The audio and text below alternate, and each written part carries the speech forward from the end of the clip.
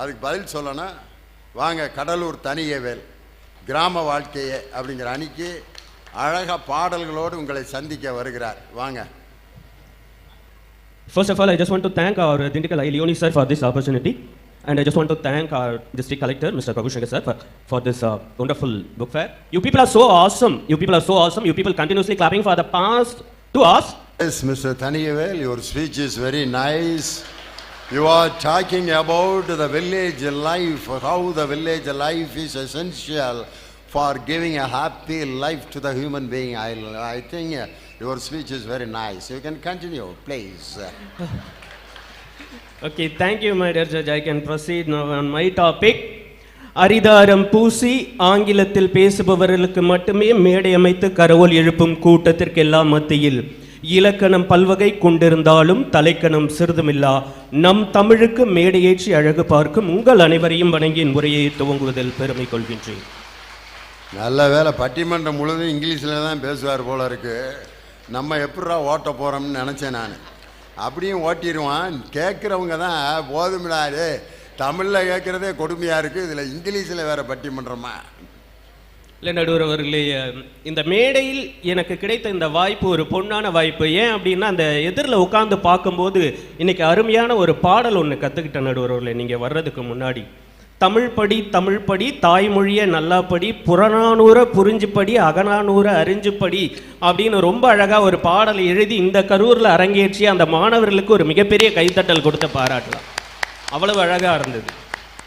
ஏன்னா A for apple, B for ball என்று ஒரு எழுத்திற்கு ஒரு பொருளை சொல்லி கொடுத்தது ஆங்கிலம். ஆ அம்மா, ஆ ஆடு என்று ஒரு எழுத்திற்கு ஒரு உயிரை கற்றுக் கொடுத்தது தமிழ். அந்த தமிழை வணங்கி எங்கள் இனிய அண்ணனுக்கு என்ன பிரச்சனை இன்னைக்கு?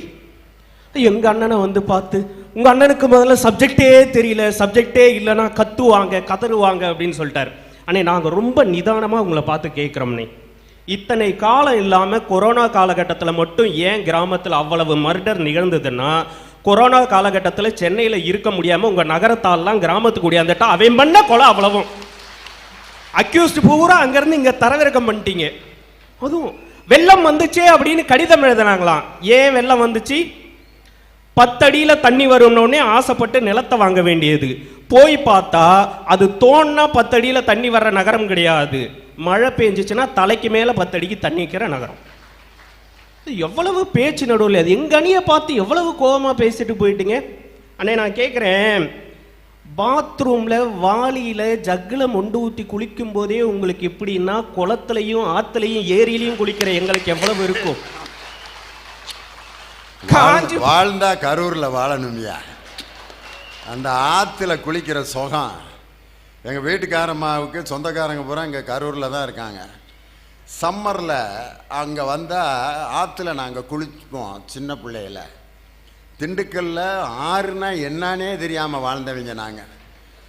செக்குக்கு மாடு கொடுத்தாலும் திண்டுக்கல்லுக்கு பொண்ணு கொடுக்காதன்னு பழமொழி. காரணம், அந்த ஊருக்கு கட்டி கொடுத்தா தண்ணி எடுத்தே அந்த புள்ள செத்துருன்ட்டு. அப்படி ஒரு ஊர், தண்ணி பஞ்சத்துக்குன்னே பேர் போன ஊர். ஆனால் இந்த கரூர் அருமையான இந்த ஆறுக்கு நடுவிலே வாழ்ந்து கொண்டிருக்கக்கூடிய இந்த ஆற்றங்கரை நாகரிகம். அந்த ஆற்றுல குளிக்கிறது ஒரு தனி சுகம்தான் சார். ஒரு குளத்தில் அக்கா இந்த பக்கம் குளிப்பா, மனைவி இந்த பக்கம் குளிப்பா, அம்மா அந்த பக்கம் குளிப்பா, பக்கத்து வீட்டுக்காரி அந்த பக்கம் குளிச்சுட்டு இருப்பா. அத்தனை பேரும் ஒரே குளத்தில் குளிச்சுட்டு இருப்பாங்க. ஆண்களும் இந்த பக்கம் குளிச்சுட்டு இருப்பாங்க, மாடையும் அந்த பக்கம் கழுவிட்டு இருப்பாங்க. நடுவர் அவர்களே, அத்தனை பேரும் ஒரே குளத்தில் குளித்து கொண்டிருந்தார்கள். எவன் கேமரா எடுத்து ஃபோட்டோ எடுத்து வீடியோ போடுவான்ற பயம் இல்லாமல் குளித்து கொண்டிருந்தது கிராமம். சொந்த வீட்டில் பாத்ரூமில் குளிக்கும் போது கூட எவன் ஸ்பை கேமரா வச்சிருவான்னு பயந்து குளிக்கிற நகரம் தானே உங்களுது. இனியவா, இந்த கேமராவெல்லாம் நீ பார்க்கவே இல்லையா? பிள்ளையெல்லாம் வீட்டில் நிம்மதியாக ஒரு இடத்துல குளிக்க முடியுதா, உடை மாற்ற முடியுதா? ஏதோ ஒரு சின்ன துணியை பார்த்தா கூட கேமரா கேமரா அப்படின்ட்டு பயப்படுற மாதிரி ஆயிருச்சையா பொழப்பு. சார், ஆவி பறக்க சோறாக்கி அன்புடனே பரிமாறினால் அது கிராமம். ஃப்ரிட்ஜில் வச்சு பிச்சை போட்டால் அது நகரம். அவ்வளவுதான் வித்தியாசம். காஞ்சி போன பீஸாவையும் பர்கரையும் பிரெட்டையும் திங்கும் போதே உங்களுக்கு இப்படி இருக்குதுன்னா, பழைய சோறையும் பச்சை மிளகாயும் நறுக்குன்னு கடிச்சு திங்கிற எங்களுக்கு எவ்வளவு சூடு வரணும் இருக்கும். நீ வேற ஏயா பசியோட இருக்கப்ப இப்படி ஞாபகப்படுத்திட்டு இருக்க. பழைய சோறு, மோர், பச்சை வெங்காயம், சும்மா வாயெல்லாம் ஊறுது. ஆனால் டவுனில் சுடுற தோசையை பார்த்தா வாய் ஊறுதா? ஆனால் இதை சொல்கிறப்ப எவ்வளோ சந்தோஷமாக இருக்கு. நடுவர் அவர்களே, ஆடி காரில் போகிறது தான் சந்தோஷம், மகிழ்ச்சி, நிம்மதி அப்படின்னு நினைக்கிறது நகரத்து வாழ்க்கை. ஹாஸ்பிட்டலுக்கே போகாமல் ஆரோக்கியமாக வாழ்கிறது தான் சந்தோஷம் நினைக்கிறது தான் கிராமத்து வாழ்க்கை. என் தாத்தா பாட்டி எல்லாம் அந்த கறி குழம்பை ஊற்றி நல்லா சாப்பிட்டுட்டு, நடுவர்களே கோச்சிக்கூடாது, கறி குழம்பெல்லாம் ஊற்றி நல்லா சாப்பிட்டுட்டு வயிறு முட்டை சாப்பிட்டதுக்கப்புறம் அதை செரிக்கிறதுக்காக அந்த வெத்தலை பாக்க கொண்டு வா அப்படின்னு சொல்லி சாப்பிட்டது செரிக்க வெத்தலை பாக்கு போட்டால் அது கிராமத்து வாழ்க்கை. சாப்பிட்றதுக்கு முன்னாடி 2 டேப்லெட்டு, சாப்பிட்டதுக்கப்புறம் 2 டேப்லெட்டை போடுறதாயே அவங்க நகரத்து வாழ்க்கை. சார் நாங்கெல்லாம் சின்ன வயசில் போய் விளையாடுவோம் சார். காலையிலேருந்து சாயந்தரம் வரைக்கும் விளையாடுவோம். எங்கள் அம்மா எல்லாம் வெளுத்து விட்டுருவோம், வீட்டுக்கே வராமல் அப்படி என்ன விளையாடி வேண்டி கிடக்குது அப்படின்னு சொல்லிட்டு. காலையிலேருந்து சாயந்தரம் வரைக்கும் கிராமத்தில் விளையாடினா உடல் மட்டும்தான் அழுக்கானது. நகரத்தில் குழந்தைகளிடம் செல்போனை கொடுத்து விளையாட வைக்கிறீர்களே, உங்கள் குழந்தைகளின் மனம் அழுக்காகி கொண்டிருக்கிறது என்பதுதான் உண்மை. ஒருத்தவன் பெரிய பணக்கார சிட்டியில தான் இருக்கிறான், அவன் பிள்ளைய கூப்பிட்டுட்டு கிராமத்துக்கு வந்திருக்கான். வந்தப்போ பார்த்தா அவன் புள்ள விரல் சூப்பிட்டு இருந்திருக்கிறான். அந்த கிராமத்தில் இருந்த அந்த பையனுடைய அப்பா கேட்டிருக்காரு, ஏண்டா என் பேரை ஏண்டா விரல் சூப்பிக்கிட்டே இருக்கான்? பா, சிட்டியில் இருக்கிற அத்தனை மல்டி ஸ்பெஷாலிட்டி ஹாஸ்பிட்டல்லையும் டாக்டர்கிட்டையும் கன்சல்ட் பண்ணிட்டேன், வாயில் இருக்கிற விரலை மட்டும் எடுக்கவே மாட்டேங்கிறான். நானும் பிரித்து விடுறேன், நைட்டுக்கெல்லாம் டப்புன்னு வாயில் விரலை வச்சுக்கிறான்பா. நீடா 5 வயசு ஆகுது இன்னுமாடா விரல் சுப்புறான்? டேய் போய் ஒரு பெரிய துணியாக வாங்கிட்டு வாடா, அவன் டவுசரை விட பெரிய துணியா அப்படின்னு இருக்கார். எப்பா எவ்வளவோ 50,000 மேலாம் செலவு பண்ணிட்டு டவுசரை தைச்சு கொடுத்து என்ன பண்ண போற? அவன் அளவோட பெரிய துணியாக எடுத்துட்டு வாடான்னாரு. பெரிய அளவில் ஒரு டவுசரை தச்சு அவன் பேரனுக்கு போட்டு விட்டாரு. வாயில விரல வைக்கலான்னு போனான், டவுசர் அவுந்து ஊந்துச்சு. மானமா விரலான்னு பார்த்தான், மானம் தான் முக்கியம்னு டவுசரை பிடிச்சான், விரல் சூப்பரத்தை நிறுத்திவிட்டான். நடுவர்களே, இந்த கிராமத்தில் தான் இந்த சிந்திக்கக்கூடிய ஆற்றல்லாம் இருக்கும், நகரத்தில் சிந்திக்கக்கூடிய ஆற்றலே கிடையாது. நடுவர்களே, நகரத்து காதலே பாருங்களேன், அந்த பொம்பளை பிள்ளைய அடிடா ஆவலை, உதடா ஆவலை, வெற்றாவலை, குத்ராவலை ஏமாத்திட்டு போயிட்டானா வச்சிருக்கான். நடுவர்களே, நீ தாண்டி ஒஸ்தி பொண்ணா, நான் தானே டஸ்டு பின்னா, பார்த்து ரேட்டை பேசுடா, அவளுக்கு ஃபர்ஸ்ட் ஓனர் நானுடான்ற கேவலமான காதல் தான் உங்களுடைய நகரத்து காதல். ஆனால் கிராமத்தில் சேர முடியாத காதல் இருக்கு இல்லையா, அந்த காதலை கூட மென்சோகத்தோட அழகா சொல்லுவான். நடுவர்களே, கண்ணுதான் தூங்கவில்லை, காரணம் தோணவில்லை, பொண்ணு நீ ஜாதி முல்ல, பூமால ஆகவில்லை, கண்ணினி நாத்து கண்ணன்னான் காத்து, ஒண்ணுதான் கூடவில்லை, கூறப்பட்டு சேல நான் வாங்கி வரும் வேலை, போடு ஒரு மாலை நீ சொல்லு அந்த நாள, உனக்காக நான் காத்திருந்தேன் பதில் கூறு ஏன் தாயி, ஆசையில பாத்தி கட்டி நாத்து ஒண்ணு நட்டு வச்சு வா பூவாயி.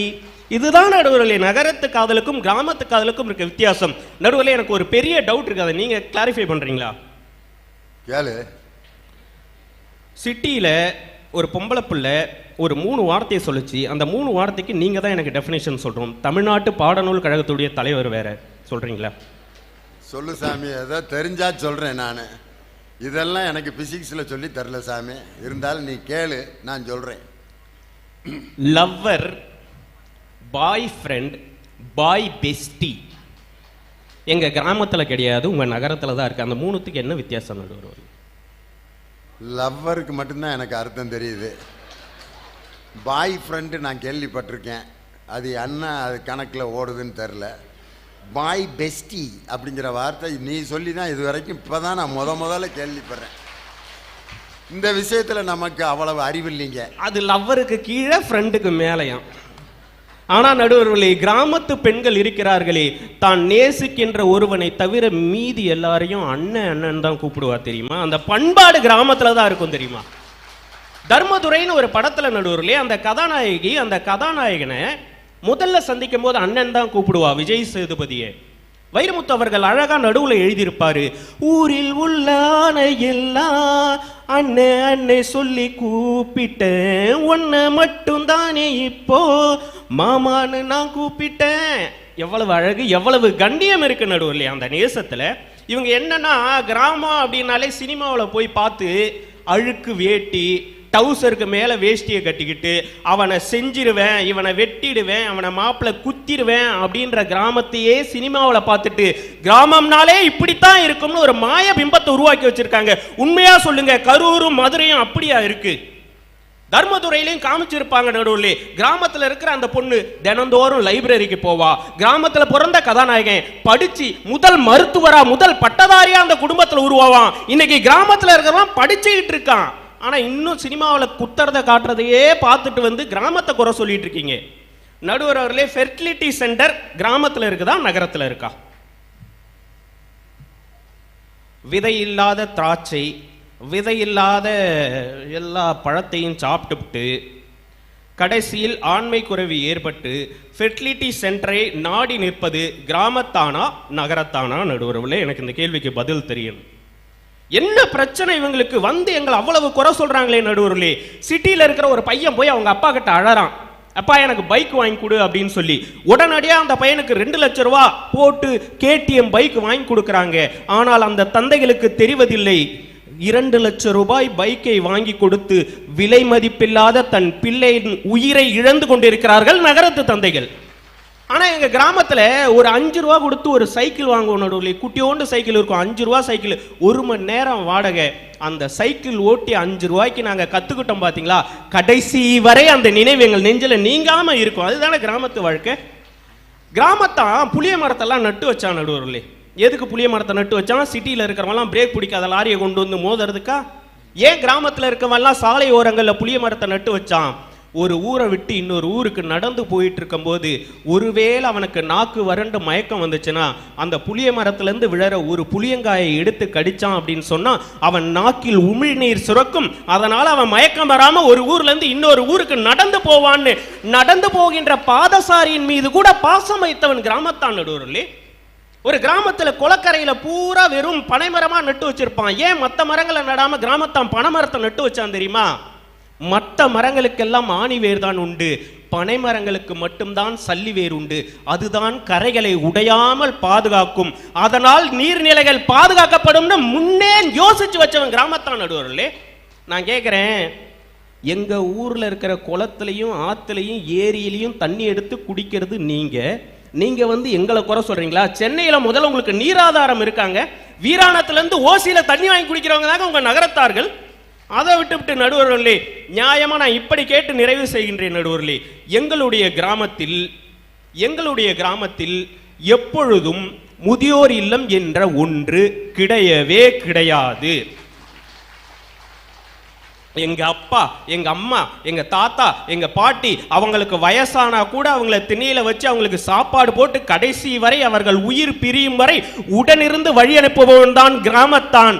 கொஞ்சம் ட்ரபுள் வந்தாலே பெத்தவங்களை கொண்டு போயிட்டு முதியோர் இல்லத்துல விட்டு அவங்கெல்லாம் எங்களுக்கு ரொம்ப டிஸ்டர்ப் பண்றாங்க, ஏஜ் ஆயிடுச்சு இல்ல அப்படின்னு ஸ்டைலா பேசிக்கிட்டு அதுவரை பராமரித்த பெற்றோர்கள் மீது பாசம் இல்லாத துரோகிகள் நகரத்தார்கள் நடுவர் அவர்களே.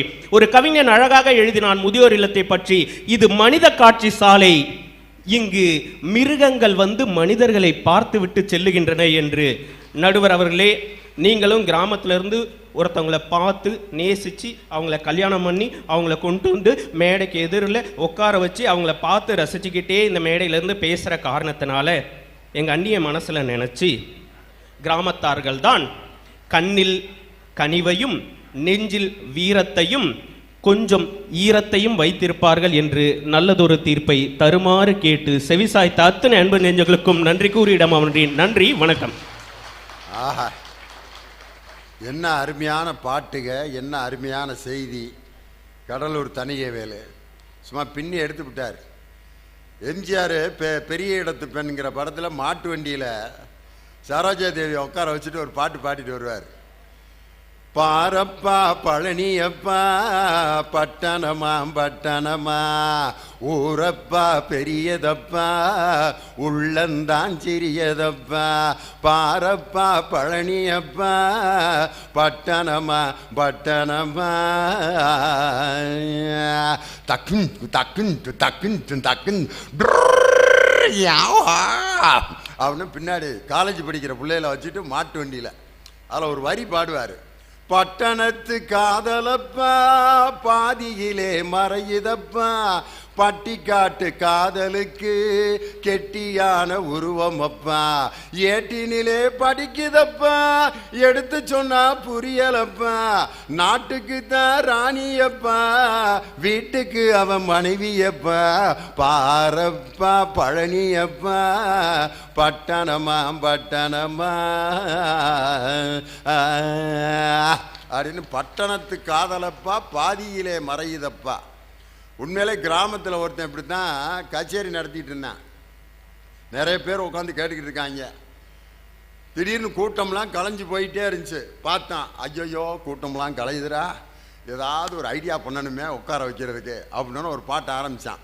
மதுரை அரசாளும் மீனாட்சி அப்படின்னா மதுரைக்காரன் பூரா வந்து திருப்பி உட்காந்து எங்கள் மதுரையை பற்றி பாடிய அண்ணன் அவர்களுக்கு ரூபாய் 100 அன்பளிப்பாக பார்த்தான். ஒவ்வொரு ஊராக இனி நம்ம பிட்ட போட்டுற வேண்டியதுதான் அப்படின்ட்டு தஞ்சாவூர் மண்ணை எடுத்து தாமிரபரணி தஞ்சாவூருக்காரன் எங்கள் தஞ்சாவூரை பாடிய அண்ணன் அவர்களுக்கு 200 ரூபான்ட்டு அவன் உடனே மணப்பாறை மாடு கட்டி மாயவர ஏறு பூட்டி அதில் எல்லா ஊரும் வரும். வயக்காட்ட உழுது போடு செல்லக்கண்ணு பொதிய ஏற்றி வண்டியிலே பொள்ளாச்சி எங்கள் பொள்ளாச்சியை பாடி அண்ணன் அவர்களுக்கு 500 ரூபான்ட்டு அப்படியே ஊர் ஊராக பாடிக்கிட்டு இருக்கான். இப்படியே பார்த்தான். சேலங்கட்டி மாம்பழமே திண்டுக்கல் பலாப்பழமே, சேலத்துக்காரனு திண்டுக்கல்காரன் ஆளுக்கு 500 ரூபா. ஆஹா வசூல் பின்னி எடுத்துக்கிட்டு இருக்கோம்டான்னு கூட்டத்தில் ஒருத்தன் இந்திக்காரன் வந்து உக்காந்தான். அப்படியே பார்த்துட்டு பாம்பே பாம்பே பாம்பேன்னு அவன் ஊரை பற்றி பாட சொல்கிறேன். பாம்பே எல்லா ஊருக்கும் பாட்டு இருக்கு, பாம்பேக்கு நான் எங்கே போகிறது அப்படின்னு அச்சாம்பார் கிராமத்துக்காரன். நாதர்முடி மேல் இருக்கும் நல்ல பாம்பே உனக்கு நல்ல பெயர் வைத்தது யார் சொல்லு பாம்பே, ஆடு பாம்பே விளையாடு பாம்பே 2000 rupees அப்படின்னு. இந்த கிராமத்தில் நாடகத்தில் இந்த பப்புன்னு ஒருத்தன் வருவான் பாருங்க, அவனுக்கு இருக்கிற மாதிரி ஒரு சென்ஸ் ஆஃப் ஹியூமரு உலகத்தில் நீங்கள் பார்க்கவே முடியாது. நீங்கள் பார்த்தீங்கன்னா கரூர்லேருந்து திண்டுக்கலுக்கு நேர்வழின்னு ஒரு பஸ்ஸு போகும். அது நேர்வழியே கிடையாது, இருக்கிறதுலையே பயங்கரமான வழி அதுதான் நேர்வழி, பாயிண்ட் டு பாயிண்ட். அப்படின்னா இங்கேருந்து தாந்தோணி மலையில் நிறுத்துறவர் வெள்ளியணை ஆகா பாளையம் கோயிலூர் குஜிலியம்பாறை நிறுத்தி எரியோடு பிரிவு 4 ரோடு ஆர்எவிஎஸ் காலேஜு ஜிடிஎன் காலேஜு காட்டாஸ்பத்திரி அது 52 ஸ்டாப்பு நேர்வழின்னாங்களேடா. அப்படி தாண்டா நேர்வழி. அப்புறம் மற்ற ஊருக்காரெல்லாம் போய் இறங்க வேணாமா? திண்டுக்கல்ல இருந்து இப்படி தான் வந்துக்கிட்டு இருந்திருக்கு ஒரு பஸ்ஸு. நல்ல முகூர்த்த நாள். கண்டக்டர் வந்து ஒன்லி கரூர், வேற யாரும் ஏறப்படாது. குஜிலியம் பாரு, நோ குஜிலியம் பாரு வெள்ளியணை கரூர் பக்கத்தில் தான்டா, கரூருக்கு டிக்கெட் எடுக்கிறேன் வெள்ளியணையில் இறக்கி விட்டுரு. முடியாது, ஒன்லி கரூர். பார்த்தாங்க 2 வெள்ளியணைக்காரங்க, வெள்ளியணையில் நிற்காது, வண்டியில் ஏறிட்டாங்க. ஏறி 2 பேரும் சிக்னல் கொடுக்குறான். மாப்பிள்ள ஆளுக்கு ஒரு சிகரெட் எடுத்தேன். எது பாளையம் தாண்டின பிறகு குஜிலியம்பாறை தாண்டினோன்னு அடிச்சுக்கிட்டு இருக்கேன். கண்டக்டர் பஸ்ஸில் தம்மடிக்கப்படாது என்ன எழுதி போட்டிருக்கேன் பார்த்தியா? வெள்ளியணை நெருங்குது, புகைப்பிடித்தால் ஓட்டுநர் மற்றும் நடத்துனரால் இறக்கிவிடப்படுவீர். வெள்ளியணை வந்துருச்சு, இறங்கிடா கீழே. இறங்கிட்டாங்க. பார்த்தேன் இறக்கி விட்டேல, நாங்கள் தான் அந்த வெள்ளியணைக்காரங்க. ஐயோ ஏமாற்றி விட்டாங்களே. அவன் தான் கேட்குறான்ல, இந்த வெள்ளியணையில் இறக்குனா என்ன? முகூர்த்த நாள் அன்னைக்கு ஒரு ஃபுல் பிஸியாக. அப்போல்லாம் அந்த ஊர்லாம் அவருக்கு ஊர் மாதிரி தெரியவே தெரியாது. எது குஜிலியம்பாறை பாளையம் கோயிலூர், ஒன்லி கரூர். வசூலை பார்க்குறதுக்கு அவர் பண்ணுவார். ஆனால் இவன் இறங்கிட்டான்ல. அது மாதிரி கிராமத்துக்காரனை நம்ம நினைக்கிறோம் ஒன்றும் தெரியாதவங்கன்னா, ஆனால் அங்கே பயங்கரமான பிரெயின். அதுதான் சொன்னார். நிறைவாக நகரமே என்ற அணியை நிறைவு செய்ய மதுரை சங்கர். வாப்பா, உன்னைய பார்க்க இப்போ ரொம்ப பாவமாக இருக்கு.